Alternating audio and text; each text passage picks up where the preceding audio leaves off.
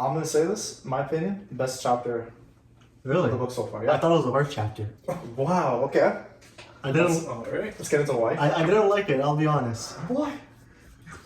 Anyway, I think but like you said, right? He died before he completed it. Mm-hmm. Like, oh, here's the thing. It was he died mid sentence in the last. Like, he clearly did. Like, we'll get into that. So as this chapter begins, we know that there's disbelief on the Athenian side after what happened in Sicily. Mm-hmm. So the Athenians, despite their low morale at this point, they're going to make certain decisions, and those decisions I wrote: reconstituting their fleet, really, really important. They want to accumulate more financial resources, extremely important, and they also want to retain what's left of their alliance, especially in Euboea. That's what they're mostly doing. At this point, word is also spreading out throughout Greece of the Athenian defeat, and everyone is getting angry at Athens. Kind of like LDL. So LDL, okay, bro. LDL were like the top dogs. Bro, first you start off with in Herodotus with Breaking Bad. Now you're fucking Attack on Titan. Bro, now everything is the most recent show you're watching, Costa. Paul. Yeah, I mean, you're right. Like, everyone's just licking their lips, right? Because like the Athens, they're The great empire, they're crumbling, and yeah. everyone's ready to pick the bones off, or flesh off the bones, as they say. They're ready to. Let's not take forget, them down. this is not too far away from when the Macedonians, led by Philip, conquer Greece. Then you get Alexander. Then it's divided into city-states, and then the Greek city-state period basically ends. The classical age ends. They eventually get conquered by Rome. So this is like the twilight age. Would you agree, Paul? Of the classical period and of Athens' dominance. Athens will no longer dominate as an independent political entity. Well, he's like contemporaries with Socrates, right? Yes, he is. So like, it's like 2 generations afterwards. You have Aristotle, Yes. and he's like a bit. He's older than Alexander. He's teaching Alexander. He's teaching Alexander, so like, it's feasible that like obviously Plato's definitely alive while this is being written. Maybe Aristotle's like a child or something. So like you can see through this war, the seeds of Athens just being conquered by something is just bound to happen by this point. And it makes sense that it's Macedon, since they're kind of relatively unscathed through this. They didn't really participate that much in the war, and by the way, it's so cyclical how these things happen. You get these 2 or 3 great powers that dominate a peninsula or a continent. They fight amongst themselves, and basically in human history, they never rise again, at least up till 2024. And a state that was once in the shadows takes over, kind of like the Ottomans centuries later, kind of like Rome centuries later, right? This is like a pattern. So the Greeks are fighting amongst themselves. They're extremely powerful, extremely wealthy. So they fought amongst themselves to a pulp. And now we're sort of seeing the consequences of that, yeah. I think like through Athens, we'll kind of see the problem that the rest of the ancient Greek cities are dealing with. Absolutely. Is that throughout this entire chapter, it's just dealing with the fallout of the disaster of Syracuse. Because of that disaster, their empire is starting to crumble from the inside. Yeah. Like a bunch of the city-states that were like under Athens, they're like, maybe we can finally revolt now. Like obviously they're asking help from Sparta or Persia or whatever. They're getting the idea, and like probably rightfully the idea that like we actually have a chance of independence right now, and all these other cities don't like Athens, so maybe we should take this chance to get their help to be free from that. And there's a few more things we'll get into that's a reaction to that, but that's a bit later in the chapters. So the Euboeans, at this point, they're sending envoys to the king of Sparta, Agis. They want to discuss a revolt against Athens, and Euboea is right on Athens' next door. So this is like Athens' nightmare coming to fruition. What was once just a little thing, a little expedition on the horizon, ends up being like the straw that broke the camel's back, that's essentially sealing the fate of the Athenians. And we're seeing this happen like a house of cards falling, or like dominoes falling on top of each other. At this point, there is a Persian governor called Tissaphernes who joins in this diplomatic maneuvering. You also have Alcibiades. He's also participating at this point. He's trying to jockey for position. He's gaining alliances. He's trying to gain power. While this is happening, on the island of Chios, a lot of discontent is brewing. And this is disturbing the Athenians, this instability. Chios is decently close to Athens. They're kind of like close. They're like in Ionia. Yeah. There's some, I think, northern Aegean. Yeah. Like, Northern they're Aegean. like like sure they're not far, but they're not close. Then the Persian government, Tissaphernes, is negotiating an agreement between Persia and Sparta, and revolution is breaking out on Samos at the same time. So, a lot of different developments happen. Yeah, it is closer to Ionia, by the way. Chios is over here. Yeah, okay. And obviously they're very, very worried about Chios because it's also near Persia, and that could lead to some instability definitely there as well. Obviously, also note it's not just Chios; it's like Lesbos as well. Yeah. I think a few other cities. Samos. A few other cities were named, but like yeah. At this point, the Spartans are also successfully persuade the people of Rhodes to establish an alliance with them. Alcibiades is also suspected of treachery at Sparta, and at this point, he's switching his alliance to the Persians. Oh yeah. So he goes from Athens to Sparta, from Sparta to Persia. And Thucydides said that because Agis was like actually getting some political dubs, and like Alcibiades hates Agis. Yeah. He's like throwing, maybe I should go with Persia instead. To try to gain something out of this instead of being a shadow, because it seems like he's a bit of a careerist, at least the way Thucydides is writing him, and he's also afraid of being overtaken by him. I want to talk to the guy. This man betrayed two states. Two big states. Two big states, probably a third. It's like in the Cold War if you betray the U.S. and the Soviet Union. What are you like? Here's the thing. How good of an orator was he? What kind of charisma did he have? We need this. If I had a time machine, I'd have to speak to that guy. This man probably had Donald Trump levels of persuasion. No, come on. Donald Trump wishes he had Alcibiades. Imagine if Donald Trump betraying the USA, betraying China, and still making it out alive. I think betraying China to go to Russia. He's like, yeah. like that's what we're talking about here. And they're all okay with it. Yes. So Alcibiades going to Persia, that motivation, that shift, at least according to Thucydides, of course, was motivated by his long-term desire to be recalled to Athens. So at this point, he wants to go back to Athens, and he's trying to find a way for Athens to need him to get him back. So now we go back to Samos, and basically they have a movement that destroys their democratic government and institutes an authoritarian one. Well, we'll see that being a trend. Yes.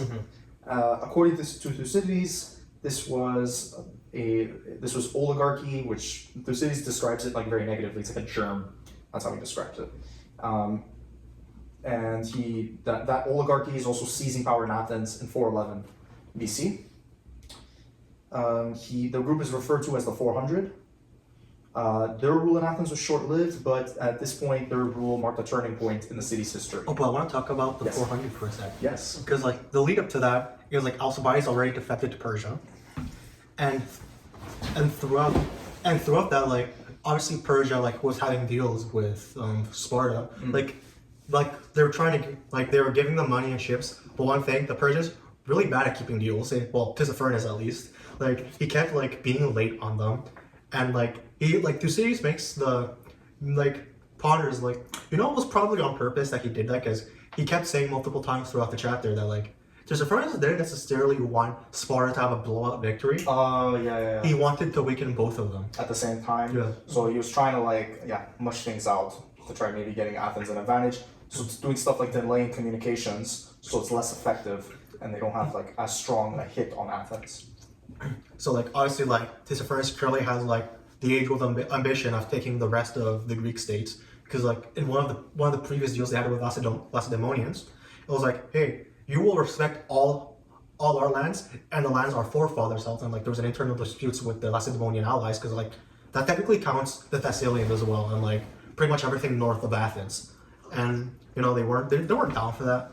So they're no, so they had a renegotiated deal. But that's just to say that whilst Persia was helping the Spartans, it wasn't it wasn't we'll give you everything you need. We'll be we'll give you just enough to keep you guys afloat, or make it so you'll keep fighting, but not so you don't come out unscathed. Yeah, not so you come out so powerful that you can pose a bigger that you could withstand a strong attack from Persia. Anyways, the reason this leads to the 400 is that when Alcibiades finally defects to the Persians, the Athenians were finally, we finally have a way to make the Persians at least not fund the other side.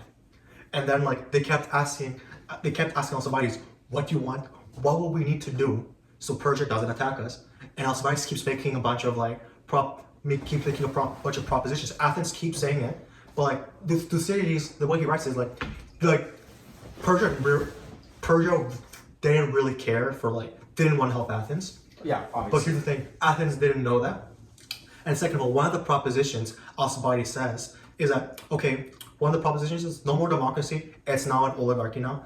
They were considering it, and obviously the whole deal fell through. But the way I interpret it is that once Alcibiades put that thought out there, and people were actually considering it.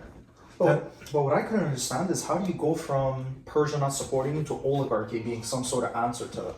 Because I think a big problem that the kings had is that the whims of the public can change, but individuals they're more likely to stay consistent. So having a relationship with an individual is easier than having a relationship with Or a group of individuals. Yeah, it's much easier than having a relationship with an entire city-state.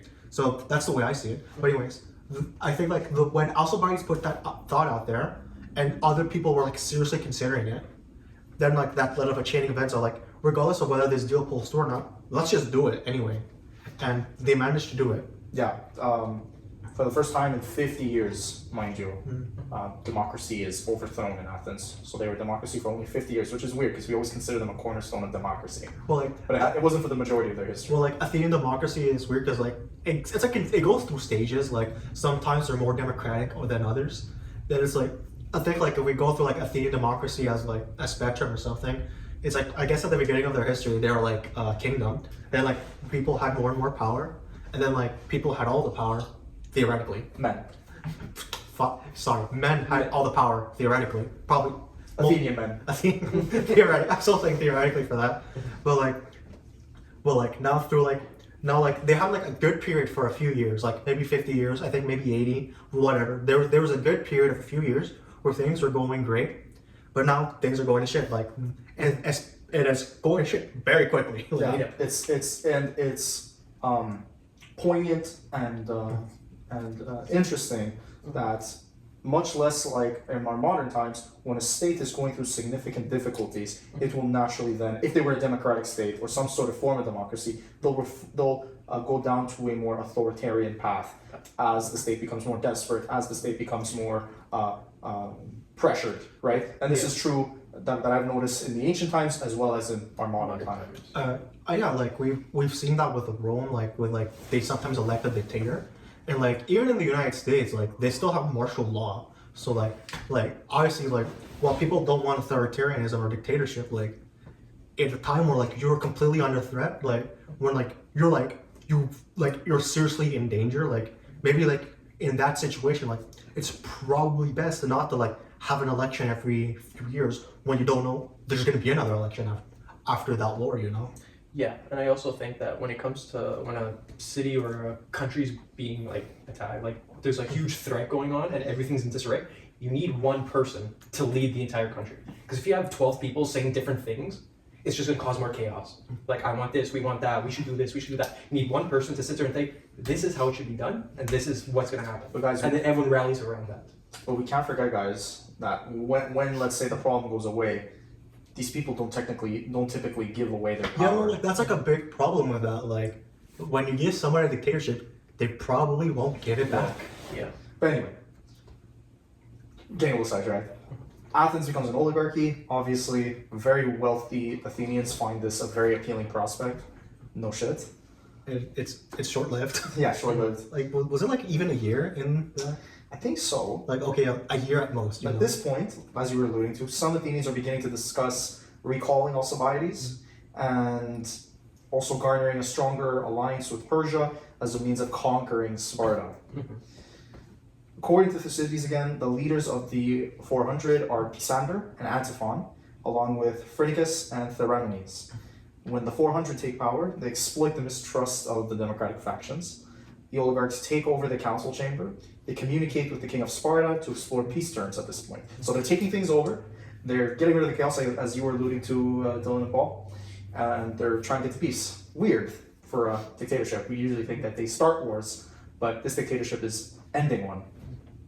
Interesting, I'm saying. Hages, however, when they come to him with the peace terms, he's obviously very hesitant. he believes that the Athenians will not surrender their democratic freedoms so easily. So he's sensing the regime change. So why get an alliance with a regime that's going to collapse, and I'm going to have to deal with completely different faces for negotiations. Meanwhile, at Samos, a counter-revolution is underway. So they had a revolution. That was a counter-revolution, and it's led by a guy named Thrasyllus and Thrasybulus. Finally, a modern Greek name, Thrasybulus. Is that a modern Greek name? That's pretty modern, like Boulos. Or like, if it ends in OS. It can also pass off as Lebanese, as Boulos is Lebanese. I know. So yeah, Thrasybulus, he's leading a restoration of democracy in Samos. He is strongly supporting Alcibiades being recalled to Athens. The troops at Samos vote for approval of this. Thrasybulus escorts Alcibiades to Samos. At an assembly where Alcibiades makes lavish promises, the Athenians promptly elect him to a generalship. So my dude, can somebody repeat where this man started off? Athens. But Athens, what happened, right? Guy got persecuted, he was bottom of the rungs, and now he somehow got his way. I mean, this is like a modern corporate journey to CEO. That's what this he went from Athens to Sparta to Persia, back to Athens.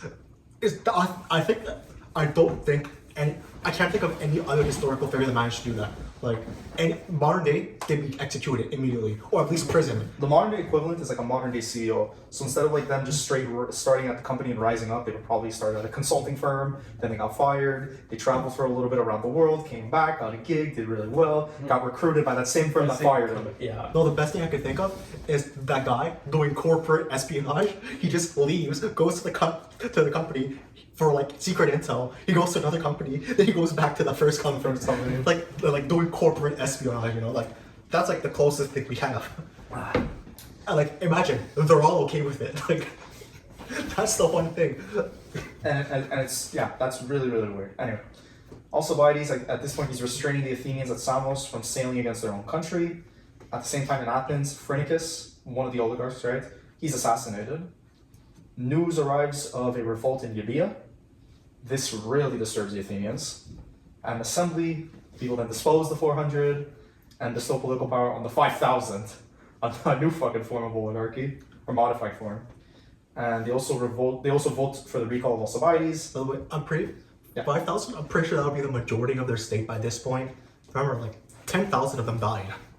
Oh, true. Like 5,000. That's probably what's left. Like they don't have many. Like whoever they're employing in war, maybe mercenaries probably, or like some. But let's not forget that it could be an over exaggeration, right? Because let's not forget the 400. It's 4 ringleaders. It's not exactly 400 people.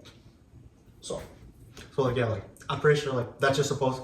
The 5,000, I'm pretty sure that's just supposed to mean a lot of people. Like maybe 5 or more, yeah. At this point, they're voting for Alcibiades' recall, and they're banning any form of payment for public officials, so corruption, at least direct corruption. And then I wrote in the final pages of this chapter, Thucydides focuses on a sea battle at Cynossema, a place in the Chersonese. The Athenians engage with the Peloponnesians and defeat them. And that's it. That's the end. That's the end. I know what you mean, Paul. Very anticlimactic end. You know what? I didn't actually have a problem with the ending. Well, I did. Like, I'm sad it's not done, but like... If the ending was completed, I think it would have been maybe your guys' best, maybe. No, my problem with this chapter was the way it was written. Because literally every other chapter, they had speeches, like, they had, like... And here's the thing. I think a big problem, like, I don't think it was that big of a problem with, like, chapter 7 or chapter 6.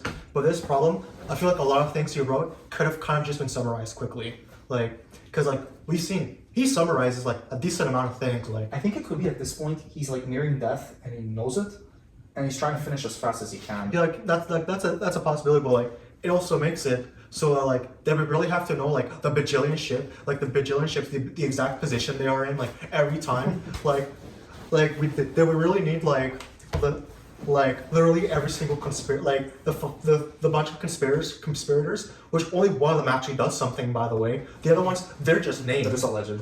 Yeah. They could have just said,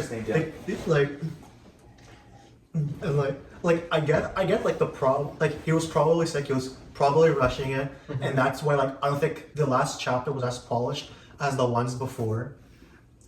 And like, and I miss the speeches. I'll be honest, I miss them. Like, no, the speeches are I think like the thematic elements, because Thucydides is all about explaining human nature, and through the speeches, we get to hear a person's true motivations, or at least like when they like hidden motivations behind the words that they say. So the speeches are a cornerstone of Thucydides because he's explaining human nature and statehood and a whole bunch of things through the speeches. I think if he had like another 5 years to write, obviously he would finish it. But I think in this case, he probably would have like summarized a few things and given Alcibiades a speech, because he definitely needed a speech with Tissaphernes at least. Like there should have been a speech there.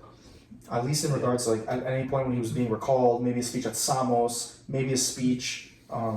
Again, this is also he's also quote unquote detailing history, so maybe there was, but probably like all the other speeches may or may not have happened, and Thucydides just added them on, right? It's because obviously Thucydides wouldn't have been in these rooms all the time to hear what they said. But I guess like another thing that we should mention, like he lived like what 2 years after he lived until 2 years after the war ended, I think, and he was probably trying to get sources as well, like Yeah. he had, at least like he was better than Herodotus in the sense like he just didn't write down everything he heard, Or the most magical shit. or like he didn't write down just everything, so he was probably being a bit more rigorous on the sources, and I think that was really great until the ending, where like But what suffered was like you said, a lot of the writing, at least towards like like the end. a lot of the writing, and for me a big portion of what made all the other chapters special, which was like the characters, the historical figures speaking,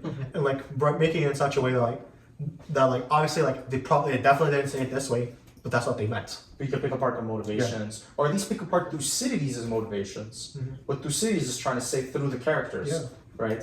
Because even though that character may have never thought this way, Thucydides thinking that character or the historical figure thought this way is saying something about Thucydides, and ultimately this is Thucydides' his work. So we're trying to pick apart his thought process and his way of thinking about the world, thinking about war. Sort of to harp on what you guys were saying, where I think there was a clear, you could really tell that there was no speeches, just because it just felt more like listing things that are going on. And yeah, that's probably attributed to him being old. Maybe he couldn't get enough sources, being stingy, but yeah. Again, it's very similar to what you guys said, so nothing new. So that's the chapter. So the whole work as a whole, do you guys have any drawbacks, feedback, any themes that you think Thucydides included in this, or maybe no themes at all? Well, I wouldn't say themes, but like I think like we could probably say like how what he focused on is like most important, like because honestly we've mentioned a lot of times throughout this, but Thucydides never moralized on like people lying, states betraying each other, like States killing innocent people. states killing other people. The most he would say would be like, "Oh, this was very bloody," not saying this was really bad, Yeah. or this sucked. It was They razed the city. They took the women and children as slaves to this place. You know, and like throughout all that, you could see what he saw as important wasn't the morals. It was just what actually happened, and like the motive, and like also the motivations of why things happen. And like we've talked about this, I think like since the first chapter, like we see how I think you talked about like it was kind of like the introduction of like international diplomacy, where like international relations, where you have like states try to figure out what other states want to do, and what they can get from what they want, or how they conflict with each other, and how that could cause problems. Especially since the whole reason this started was pretty much a proxy war on one of the islands, you know. to go off what you were saying, Paul, I do think there's like some sort of deep thematic or philosophy that he's trying to espouse in the book, and that's basically that there is no moral righteousness in the world, and that's going back on how he states facts. He not only states it the way that it is, he never states later on that any of these people committing any of these acts are punished, etc. And that's either two reflections. Either one, he did think these things were morally reprehensible, but his philosophy is that in the world, people aren't punished for the things that they do, kind of like almost like some sort of deism. Or two, the Greeks actually thought that this was perfectly normal and moral, quote unquote. So that's two things that I would espouse from there. But I think like the most poignant part of his text was that Melian dialogue, where Melos ended up having to pick neutrality or siding with Athens, and they picked neutrality, and that ended up having Athens come there and destroying them, even though the Melians were saying, "Listen, we're neutral. We're not hitting. We're not destroying you guys. Why do this?" And he's like, "No, you have to pick a side, and you chose wrong, and we're strong and you're weak, and that's the way things are. The strong do what they have to do. The strong do what they feel like they do whatever they want, and the weak just have to bear through it." And that's basically a big part of him. Actually, Thucydides. I can think.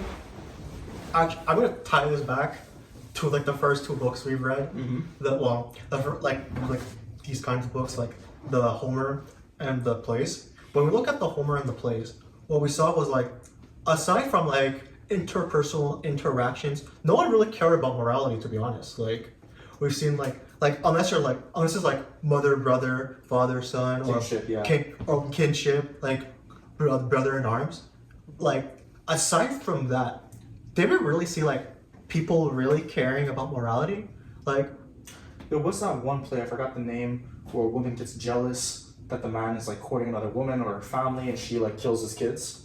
Medea. But I still call Yeah. that interpersonal drama, because like the whole reason is that Jason shunned his wife. Yes, to marry that other woman. So like I would still label that under interpersonal relationship, even with Ajax. Like he was like he felt shunned because the king like obviously like I guess he's technically a king, but like we're talking about the king, like Agamemnon, Yeah. like basically king of kings, like you have him saying, okay, we grant this to Odysseus, and Ajax gets mad and that causes problems, but that's still interpersonal. And like, but here's the thing, when it comes to like the out group, I don't really see cases of like people caring about what their actions do, because I think what they care about is, what these people particularly care about is their own interests. And now when we see that through this book, it's like cities care about their own interests, but others like not really. Yeah. We can see that like. So this is more an espousing of at least philosophy, of at least how the ancient Greeks thought, at least until Plato and Aristotle come by. Because I think there's a reason, we're going to find out, right? There's a reason why Plato and Aristotle, they have such a huge influence on moral philosophy and our Western moral philosophy. So maybe compared to them, it's going to be a change from what we've seen from the Greeks before that point. I think we can also see that like what they care about most is thriving and surviving, while now like what In a purely like materialistic sense, like completely anti-Christian. Like if Jesus or like a monk ever came back in time and saw the Greeks, the conflict in ideals would be so pronounced, so easily visible. Because one side doesn't care about morality as much. They see the righteousness of the world as just them conquering everything and succeeding in a materialistic sense, which kind of ties into like our capitalist society and how us in our worlds we're taught to compete and have material success, just not to kill others, right? So yeah, it's weird that in Western civilization, Western thought, you have that sort of thinking, and then Christianity or Aristotle, Plato combined with Christianity completely changed like the way people in Europe felt about things like morally and like their worldview, and then almost like with things like capitalism and the decline of religion, almost getting a tie back to that materialism that the ancient Greeks thought of and espoused. I'm not sure like if we can say the Middle Ages were less barbaric than the Greek. Like I would say like they probably are in some cases are probably just as barbaric. But the times were barbaric, but the espousing moral philosophies. I was getting to that. Yeah. I just think that like Christians kind of just recognize, at least in their own framework, what they're doing is terrible. Or what natural human nature does is terrible. But here's the thing, I kind of think that makes the Christians worse, since they're going against their conscience, while these people, they're kind of doing like just as bad things. They don't believe they're doing something bad. Their goal is the state. Like that is their morality. You can even go further. Like they're very. I think. Well, obviously the Greeks are like very family oriented. We can even see that in their mythology and stuff. And in the Agamemnon plays. And Thucydides never talk shit about Alcibiades' betrayal at any point. So that kind of means that sure, what he did wasn't necessarily the best, but it wasn't necessarily immoral. Because like we could even see throughout like you could even like tell that like Thucydides thought what happened to him was unjust, and like I would even go so far as to say that like he doesn't think it was wrong that Alcibiades like defected 1 trillion times. Yeah. That's a good point. I also do think that it comes down to Thucydides being really good at just staying neutral. Because there are times where he does interject, but oftentimes he just writes the facts as they are. Yeah. And that's one big difference between him and Herodotus, I find. Because Herodotus, he tried to. He would sprinkle some more. But sometimes he would sprinkle his own little opinions. He would say, oh, you know, like, as we know now, this cannot be true because, like, when he was talking about, I believe it was the desert of Nile. Or this was wrong, The number. or when he was talking about how Egyptian women would be picked by men in a certain building for marriage, like he viewed it as like disgusting. Well, I think like a difference between Herodotus and Thucydides. Herodotus was doing something like 50 years after the war, like or 100, like how long after was like the Xerxes invasion? Like Generation, like 2-3 generations. yeah, like Yeah. yeah, he had like that was literally like he had to talk to like people who heard about the people who did that. While Thucydides saw the thing, Saw a good chunk of the That things. is- He he was- participated in the war. he was there. Yeah. So I think like Thucydides in that case, he doesn't necessarily have to like go through hoops of like, hey, like this happened, probably didn't happen. It's like, no, he was there, it happened. I know a few people who were there. I got my sources from them. Which is why he's such an important figure in Yeah. history, Yeah. in Western history, because his and Herodotus established that objectivity, neutrality position. If they didn't exist, probably other people would have found out it as objectivity, neutrality is something that humans would naturally come up towards, but maybe not as earlier as they did. So, yeah. Well, us if they weren't there, like we probably would just have less history about that time period, and That like, as well. and like also importantly, like that probably inspired a bunch of other people, Yeah. other future historians of their time, to start thinking, maybe we should write this down. Yeah. Maybe we should like notate or something of like what happened, and like we even say like literally like. Well, I think he might even be this generation after. But Xenophon also started writing things, and like Yeah. he's like crucial in knowing things about the era. But also, like centuries later, when you have people like the Enlightenment historians writing about history, they would, as part of the Western canon, and because they were classically educated as well, they would think, we learned about Thucydides and Herodotus and how they wrote history. Yeah. They wrote it in this sort of way. Let me borrow a couple of things when trying to figure out my history of England or history of whatever.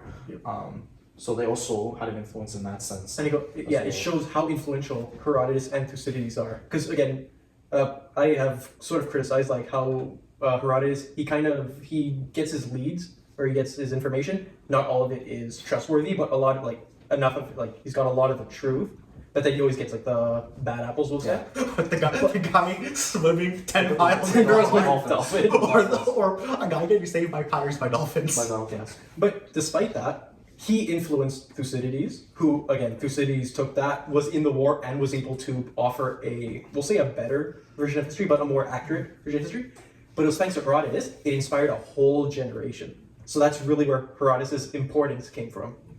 Yeah, I agree. I would go further than just a whole generation. Hundreds of generations. Probably. Western thought, at least in regards to history. Like that's just as Western thought goes. Like maybe like I don't know, like in the 1800s you have a Chinese guy reading Thucydides, like, oh, this is an interesting way. Maybe we could do that with other things. Like we don't know like just how influential. Influential he became, yeah. Yeah. Very, really, really good guys. Anything else to add? Well, I guess we've already discussed the entirety of the book and both authors. Exactly. A bit. Okay. Let's do one thing. Who would you recommend people read? Thucydides. I would probably say Thucydides. My biggest issue is both of them are very historical driven. So if you're recommending someone who doesn't like history, it's going to be a tough sell, in my opinion. If it's for someone who doesn't like history, I would choose Thucydides because actually, you know what? I would go for Herodotus. For people who don't like history. Because he says the ridiculous stuff to like make it. No, but It does make it a little bit here's the interesting. thing. If you have a pair of scissors and cut out like the him just talking about the landscape, like you know, like People. I think like people could actually enjoy it because like here's the one thing. Herodotus has like an infinite advantage over Thucydides. He finished the damn thing. The thing. Sure. True. That's true. And like it has and like with Herodotus, since he finished it, he actually had, I do think Herodotus had a theme with his with the history book, and it was like it feels like a narrative. And I still find the most interesting part. Greece wasn't even the most important part. The history.